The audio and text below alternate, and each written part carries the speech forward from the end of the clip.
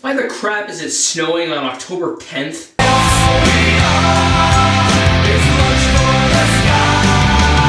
Today's a Saturday. Last Saturday, the Saturday of last week. I saw Zombieland. You might be wondering, what the heck? You put up a review every week. Why didn't you put up a review last week? A personal crisis decided to occur in my life and screw myself over. So I haven't had the best week. Putting a review of Zombieland up really wasn't my top priority. I had a lot of crap going on. I had some personal problems. But, you know, I'm alright now. I have a fun night ahead of me, hopefully. I should be actually getting somewhere soon. But, you know. Wow, I did not know it was that late. I might as well hurry then. Zombieland. Not last Saturday. I really liked it. You know, it seems everyone really liked it. I haven't really heard very many negative things about it. Very fun movie. It really goes a lot on the violence. And you can just tell the filmmakers had a lot of fun making it. And people always, like, in a negative way, call a movie a video game. This movie to me kind of felt like a video game, but I don't mean that in a bad way. I mean a video game just because of how fun and free-spirited it was. Excellent cameo appearance I don't want to ruin, but it was hilarious.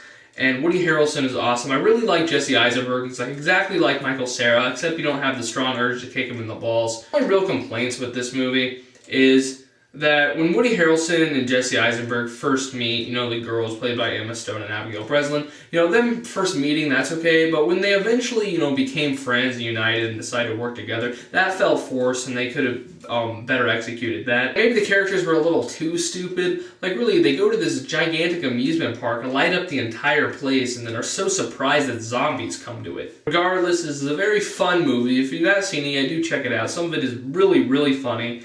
And it's just a really good, enjoyable film. I really thoroughly enjoyed it fully. You know, it's refreshing to see a really fun movie that really doesn't have that much on its mind, but is just a heck of a good time to watch. You don't really have to think, it's just a great time. So I'm going to give it an 8.5 out of 10. Earlier this morning at exactly 1 o'clock, I saw The Invention of Lying. This week sucked. The only movie that I think that's the only movie that wide release was Couples Retreat.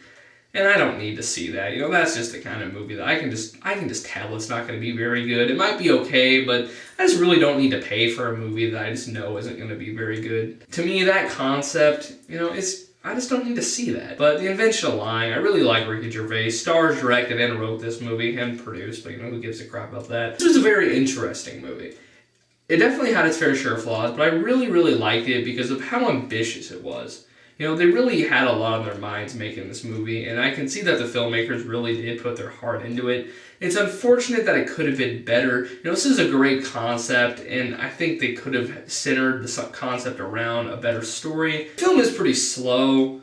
You know, it kind of takes too long in some areas for something to progress, and the character's emotions or a conflict, because it's not really all that long of a movie. It takes a while for him to finally, you know, lie for the first time. And once he does, you know, that it just goes from like one little comedy bit to another, basically exercising this ability, which is okay. Some of it's funny. Overall, I don't think it's that funny of a movie. The stuff I like most about it is probably the dramatic parts. I'd call this a dramedy, if you may. And in the second half, it gets like pretty serious, and it ambitiously handles issues such as like being unaware of like the unknown and human morality, how people are shallow, you know, stuff like that.